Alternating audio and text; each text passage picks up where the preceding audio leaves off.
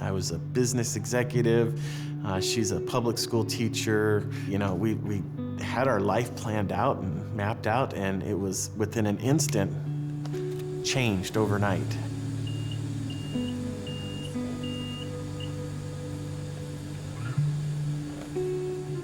He got meningitis, and the meningitis ate both back sections of the brain. And because of that, he's had a lot of issues. He's got cortical blindness. He has cerebral palsy. He cannot walk. He cannot talk. Oh, look at that little hand. We sold off everything we had. We lost our first house because of it. It was hospital, hospital, hospital, hospital, hospital, hospital, hospital. We were told from day one that we'd be lucky if he made it through the month.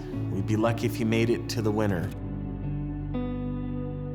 Like most men, you want to fix the problem. This one you can't fix. You feel as vulnerable and helpless as you've ever been.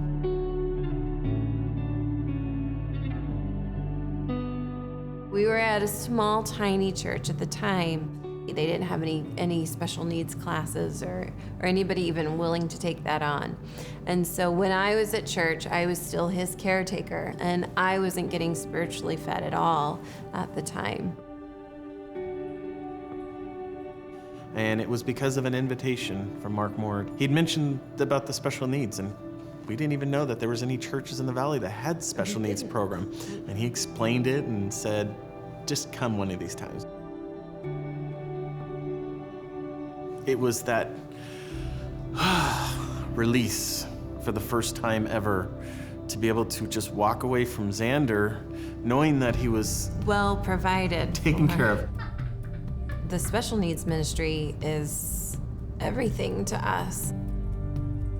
I was able to take him and I was able to go to worship, and it was just this major turning point for our family, especially for me, because I was able to worship.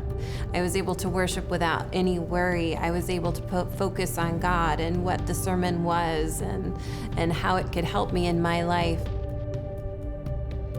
It was that allowed us to really focus on what God wanted us to do with our lives, starting the special needs neighborhood group. So Alex called Heidi and said, do you have any neighborhood groups with special needs there at Surprise? And she said, no, how would you like to start one? And so we're like, okay. They show up with all of their burdens for raising special needs on their shoulders, and they just spew it out, and we spew it out with them, and we've just developed really tight bonds with our group. To see his joy brought joy to our lives. That's what became the most important thing. That's what brought us joy, and being spiritually fed as a family. I think finding joy in little things is hugely important, because if you look at the big picture, it's overwhelming. That void that we've had for so many years that we've been missing, that void has been filled, and we go with full bellies now.